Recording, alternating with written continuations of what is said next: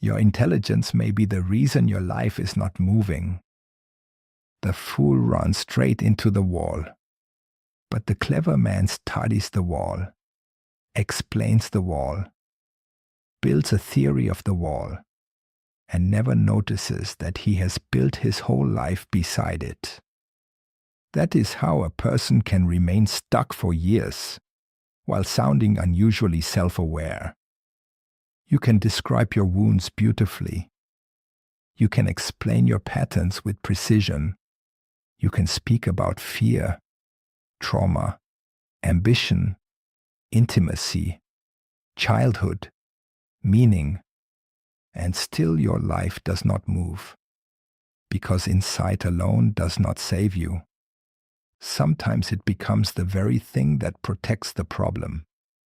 You are rarely destroyed by not understanding enough. More often you're destroyed by the way you use understanding, not to live, to postpone life, to delay action, to avoid humiliation, to stand above reality instead of entering it.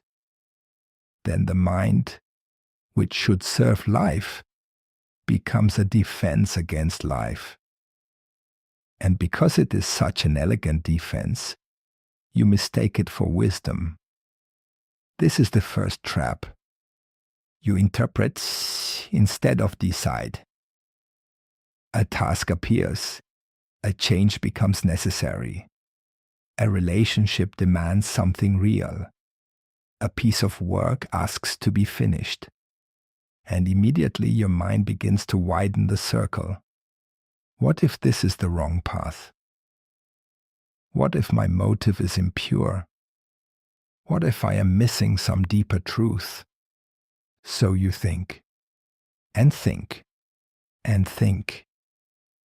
Meanwhile, life moves without you. This is what intelligent paralysis looks like. It does not look lazy. It looks thoughtful.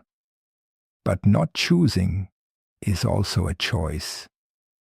And time is making it for you. Then comes perfectionism. This is a beautiful mask, because the world often rewards its appearance. Perfectionism looks serious, conscientious, refined.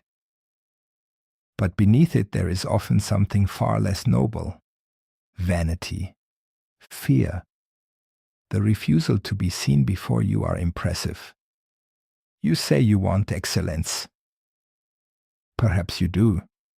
But what you cannot endure is beginning badly, being clumsy, being ordinary, being visible before you are ready to be admired. So the work stays protected, adjusted, refined, reimagined, never released into reality. You tell yourself you are preparing, but years can be spent polishing a door you never open. The unwritten masterpiece in your mind remains pure. The real work would have to be judged. That is why so many gifted people stay in preparation, because fantasy protects greatness. Reality measures it. Then there is cynical superiority. This one is especially dangerous because it flatters intelligence. You look at the world and see fraud. You see performance, manipulation, fashion, vanity, bad faith, weakness hidden beneath slogans. And often you are right. There is falseness almost everywhere. But instead of letting truth make you more responsible, you use it as permission to withdraw. You become the one who sees through everything and joins nothing. Too perceptive to commit, too guarded to believe, too detached to fail openly. This gives a dark pleasure, the pleasure of remaining above the game. But the person who stands above everything eventually belongs to nothing. At a certain point, the observer becomes sterile. Distance begins to feel like wisdom. but it is often only fear in a more aristocratic form. Then comes attachment to potential. You may feel you could be many things: a creator, a founder, a teacher, a builder, a strategist, an artist. And because several lives seem possible, decision begins to feel like mutilation. To choose one path means killing several others. So you delay. You preserve options. You say you are still exploring. Sometimes that is true. But sometimes exploration becomes the ritual by which you avoid becoming definite. Potential is intoxicating because it has not yet been tested. As long as you remain a possibility, you cannot yet be measured. That is the secret comfort. Reality is narrower. Reality chooses. Reality closes doors. Reality asks for sacrifice. Many intelligent people secretly hate sacrifice. They want a life that costs nothing, a self chosen without loss, depth without exclusion. But a real life is built by renunciation. What is not chosen must be mourned. And whoever refuses this mourning remains divided. A divided person leaks force. Then there is the split between intellect and instinct. This is where many bright people quietly begin to weaken. You know what you feel before you feel it. You explain desire instead of inhabiting it. You analyze anger instead of using its force. You speak about meaning while living only from the neck up. Then you wonder why clarity has not given you power. Because power does not come from thought alone. Thought can illuminate. It cannot animate. Life returns only when you restore contact with what is raw, embodied, dangerous, and alive in you. Desire, aggression, hunger, creation. The energies civilized people are trained to mistrust. If intelligence sits over life like a strict supervisor, life eventually rebels. Then come the symptoms: fatigue, delay, private chaos, self-disgust, and after that, shame. Because someone this insightful should not be living like this. That is what you tell yourself. And shame makes the sabotage more vicious. You begin to think, if I can see the pattern and still not change, then something must be deeply wrong with me. But often what is wrong is not your worth. It is your strength being used against you. A sharp mind in the service of avoidance is still avoidance. Perhaps this is already your pattern. You understand your childhood, your ambition, your fear of being ordinary, your need to be exceptional. You can name the whole structure, and still, nothing is finished.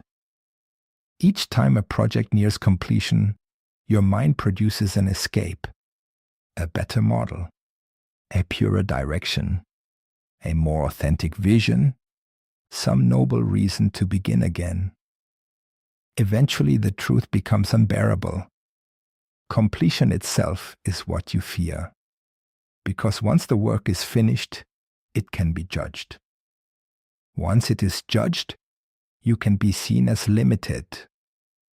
But as long as it remains unfinished, your greatness remains intact in fantasy. This is one of the cruelest forms of self-sabotage. You do not fail because you lack ability. You fail because ability threatens the dream of unlimited ability. The same thing happens in relationship. There too, intelligence becomes armor, You read motives quickly. You detect weakness early. You diagnose the other person before they have truly met you. So instead of risking closeness, you retreat into interpretation. You explain the dynamic. You identify the wound. You describe their defenses. Anything, so long as you do not have to reveal your own fear plainly. Again, intelligence is not serving life. It is preventing encounter. Then there is self-explanation. This is another trap of the articulate person. You narrate yourself so well that narration begins to feel like transformation. You say, I know why I do this. As if explanation were change. It is not. The unconscious is not persuaded by eloquence. It changes only when life changes. When a different act is repeated. When the body learns a new law. When action contradicts the old story often enough that the story can no longer rule. There is a figure in the psyche that thrives in all this. The trickster. Not always foolish. Often brilliant. Quick. Charming. Evasive. Always able to replace commitment with another interesting thought. He turns intelligence into smoke. Everything becomes fascinating. Nothing becomes solid. Under his influence, you appear mentally alive, while remaining existentially uncommitted. You hover above your own destiny. But this cannot continue forever. Life eventually demands incarnation. Bills must be paid. Work must be finished. Bodies age. Time narrows. Relationships either deepen or die. And then you meet the humiliation you tried so hard to avoid. You discover that your brilliance has not exempted you from ordinary human law. This humiliation can heal you if you stop resisting it. Because humiliation is sometimes the breaking of false superiority. It is intelligence descending from the throne and entering service. And now the painful question. What pleasure do you receive from your sabotage? Because sabotage is never only suffering. It also protects something. Perhaps it protects superiority. If you never fully enter the arena, you never have to be measured like everyone else. Perhaps it protects innocence. If you never commit, you never have to confront your own consequences. Perhaps it protects fantasy. The fantasy that your greatest life still exists, untouched somewhere beyond action. That is why some people would rather remain a possibility than become a person. A possibility can still be perfect. A person cannot. So what must change? First, you must stop worshipping understanding as though it were courage. They are not the same. You may see the pattern perfectly and still be a coward before life. Second, you must stop calling vanity perfectionism. If you cannot bear to look ordinary in the beginning, you will remain impressive only in imagination. Third, you must restore contact with instinct. Less self-description, more action. Choose before certainty arrives. Be seen clumsy. Work while imperfect. Use desire as discipline. Use aggression to cut a path instead of turning it inward. And finally, you must accept something your pride will hate. A gifted life can be wasted not only by stupidity, misfortune, or oppression. It can also be wasted by intelligence that refuses humility. The mind is a magnificent instrument. But it becomes dangerous when it tries to replace lived existence. No theory will hold your child. No analysis will finish your work. No insight will make the call you dread. Life still waits for your hands. At some point you must become simple, not simple-minded. Simple in the deeper sense. Willing to do what reality asks. Willing to learn in public. Willing to be finite. Willing to live one actual life instead of admiring 10 possible ones. Then intelligence becomes beautiful.